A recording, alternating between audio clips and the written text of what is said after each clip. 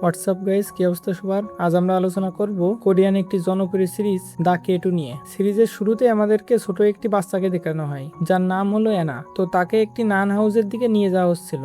নান house হলো আমাদের দেশে যেরকম এতিমখানা রয়েছে ওরকম একটা হাউস। তো রিসেন্টলি অ্যানার মা মারা গিয়েছে, এজন্য অ্যানার সৎমা তাকে কোরিয়া থেকে স্পেনের একটা নান হাউসে পাঠিয়ে দিয়েছে। আর এই নান হাউসে অ্যানা ছোটবেলা কাটে, কিন্তু এই নান হাউসে তার খুব একটা মন বসে না, এজন্য সে সেখান থেকে মাঝে মাঝে পালিয়ে যাওয়ার চেষ্টা করে। তো একদিন অ্যানা নান হাউস থেকে পালিয়ে যায়, কারণ তার সেখানে ভালো লাগছে না। আর চলতে চলতে সে একটা ট্রেন স্টেশনে চলে আসে। সেখানে সে একটা ছেলেকে দেখে অ্যানা তাকে হেল্প করতে বলে, আর এই ছেলেটির নাম হচ্ছে জেহা। আর এরা দুইজনই হলো এই গল্পের নায়ক নায়িকা। তো আমরা দেখি আমাদের হিরো অনেক আহত, আর তখন আমাদের জাস্ট এতটুকু দেখানো হয় সে দক্ষিণ কোরিয়ার একটা স্পেশাল ফোর্স থেকে এসেছে। কিন্তু সে কেন পালাচ্ছে বা কেন আহত এটা আমরা বুঝতে পারি না, এটা আমাদের আস্তে আস্তে পর্বের মাঝে জানানো হবে। তো এখানে জাস্ট দেখানো হয়েছে জেহা আহত, এবং এদিকে এনাও তার কাছে সাহায্য যাচ্ছে। সে জেহাকে মিনতি করে বলে, আমাকে প্লিজ বাঁচাও, তা না হলে ওরা আমাকে আবার ধরে নিয়ে যাবে আর সারা জীবনের জন্য বন্দি করে রাখবে। এবং ছোট থেকে এই পর্যন্ত ওরা আমাকে বন্দি করে রেখেছিল। কিন্তু জেহা এনার কথা শুনে তেমন কিছু ফিল করে না, কারণ ও নিজেই একটা মার্ডার কেসের আসামি এবং নিজেও পালিয়ে বেড়াচ্ছে। এদিকে এনা দেখে তার পিছু করা লোকরা সেদিকে আসছে, তো সেটার দিকে সে আবার পালাতে শুরু করে। কিন্তু ওই লোকরা যখন এনাকে ধরার চেষ্টা করে তখন জেহা এসে তাদেরকে বাধা দেয় আর তাদের সাথে ফাইট শুরু করে। কিন্তু জেহা এত এক্সপার্ট ছিল যে ওর সাথে তারা পেরে উঠছিল না। তো তাদের সাথে লড়াই করতে করতে জেহা লোকটিকে মেরেই ফেলে। কিন্তু যখন তার আইডি বের করে তখন সে দেখে সে স্পেনের একজন পুলিশ। তো এটা দেখে জেহা মনে করে শালার বিপদই কাটে না, আবারও একটা পুলিশ মেরে ফেললাম। কিন্তু অ্যানা তখন ওকে ধরে বলে, আমার বাবা মাদ্রিদে এসেছে, মানে স্পেনের একটা শহরে, তো তুমি প্লিজ আমাকে সেখানে নিয়ে যাও, আমি আমার বাবার সাথে দেখা করতে চাই। তখনই পুলিশ চলে আসে। তখন জেহা বলে, তুমি বাঁচতে চাইলে তোমার মতো পালাও, আমি আর কিছু করতে পারছি না, আমাকেও পালাতে হবে। তো তখন আমরা দেখি পুলিশটা এনাকে ধরে একটা গাড়িতে তুলে নিয়ে যায়। জেহা এগুলো দেখে কিন্তু সে কিছু বলে না, কারণ জেহা নিজেই ভয় পেয়েছে, তাকে নিজেকেও পালাতে হবে। তো এরপর আমাদের 6 মাস পরে দেখানো হয়, আর আমরা দেখি জেহা কোনোভাবে স্পেন থেকে সাউথ কোরিয়া চলে এসেছে এবং সে এখন মাল্টিপল জব করে, মানে সে এখন সরকারি এজেন্ট নেই। এরপর আমাদের একটা ইলেকশনের ব্যানার দেখানো হয় যে উনি প্রধানমন্ত্রী ইলেকশন করবেন, আর উনি হলেন এনার বাবা। এখানেই টুইস্ট যে তার বাবা একজন প্রেসিডেন্ট নির্বাচন করছে আর সে এখনো পালিয়ে বেড়াচ্ছে। তো এরপর আমরা দেখি জেহা ওই বিল্ডিং এ আসে ওই ব্যানারে কিছু সমস্যা হয়েছে সেগুলো ঠিক করার জন্য। সে যখন বিল্ডিং এ ওঠে আর সেটা ঠিক করতে শুরু করে তখন সেখানে কিছু লোক মাস্ক পরে অস্ত্র নিয়ে বিল্ডিং এর ভিতর ঢোকে, কারণ এই বিল্ডিং এ এনার বাবা থাকে। তারা তাকে উঠিয়ে নিয়ে যেতে চায়। তো তারা সেখানে তাকে ধরার জন্য অনেক চেষ্টা করছিল। তো জেহা যখন দেখে তারা তাকে মারার চেষ্টা করছে, জেহা স্ক্রুড্রাইভার দিয়ে কাঁচ ভেঙে ভিতরে ঢুকে পড়ে আর তাদের সাথে ফাইট শুরু করে। একটু পর সেখানে পুলিশও চলে আসে, বাট আমরা দেখি এখানকার পুলিশ তাকে কিছুই বলে না, কারণ এখানে তার বিরুদ্ধে কোনো মামলা নেই।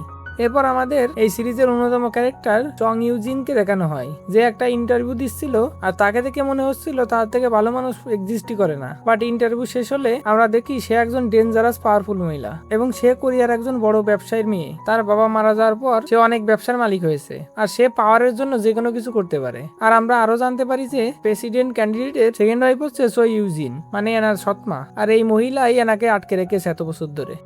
এরপর আমাদেরকে একটা স্পেশাল টিম দেখানো হয় যেটা আমাদের দেশের এসএসএফ এর মতো, মানে বড় বড় গুরুত্বপূর্ণ ব্যক্তিদের নিরাপত্তা দিয়ে থাকে। তো চো ইউজিন সেদিনের ওই ফাইটের ভিডিও দেখে এবং তারা ভাবে যে অনেক কিছু দেখে ফেলেছে, তো তাকে মারতে হবে। এজন্য জেএসএস এর হেড যাকে ধরার জন্য লোক পাঠাতে চায়, কিন্তু তার সহকারী তাকে নিষেধ করে যে তোমার লোকদের ফিরিয়ে আনো, ও খুবই ভয়ঙ্কর মানুষ। আর এই সহকারী জেহাকে অনেক ভালো করে চেনে, বাট তার কথা শুনে জেএসএস এর হেড অনেক হাসে। এরপর আমরা দেখি জেএসএস এর লোকেরা জেহার সামনে যায়, কিন্তু জেহা একাই সবাইকে ধ্বংস করে সে নিজের দক্ষতা আবারও প্রমাণ করে।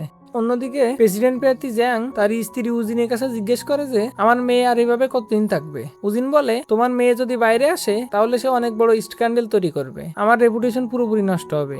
এখানে বোঝা যায় জ্যাং তার স্ত্রীকে ভয় পায়, কারণ উজিন তার সৎ মা আর সে খুব শক্তিশালী মহিলা ও ধনী মহিলা। অ্যাকচুয়ালি মনে হয় জ্যাং তাকে বিয়ে করেছে অনেক পাওয়ারফুল হওয়ার জন্য, কারণ উজিনের প্রচুর ক্ষমতা আছে। তারপর জ্যাং বলে, আমার মেয়ের কিছু হলে কিন্তু আমাদের চুক্তি শেষ হয়ে যাবে। তো এখানে আমরা বুঝতে পারি না আসলে চুক্তিটা কি। অন্যদিকে দেখা যায় এনা আবার স্পেনের নান হাউস থেকে পালিয়ে গেছে। রাস্তায় যাওয়ার সময় হঠাৎ অনেকগুলো গাড়ি আসে আর আলো দেখে সে অনেক ভয় পায়, কারণ ছোটবেলায় সে নিজের চোখের সামনে তার মায়ের মৃত্যু দেখেছিল। ঠিক তখনই একটা ফ্যাশন ডিজাইনার তাকে দেখে ছবি তুলে নিয়ে যায়। পরে সেই ছবি সোশ্যাল মিডিয়ায় আপলোড হয়। এই খবর কোরিয়াতে পৌঁছে যায় আর উজিন বুঝতে পারে এনাকে আর লুকিয়ে রাখা সম্ভব না, তাই তাকে কোরিয়ায় ফিরিয়ে এনে একটা রুমে বন্দি করে রাখে, যেন সে আর কখনো বাইরের দুনিয়ায় না আসতে পারে। এনার বাবা এসব জানে কিন্তু কিছুই করতে পারে না, শুধু জেএসএস এর টিমকে বলে যাই হোক আমার মেয়েকে রক্ষা করতে হবে। কিন্তু আসলে এটা কেমন রক্ষা, তাকে তো স্বাধীনভাবে বাঁচতেই দেওয়া হচ্ছে না।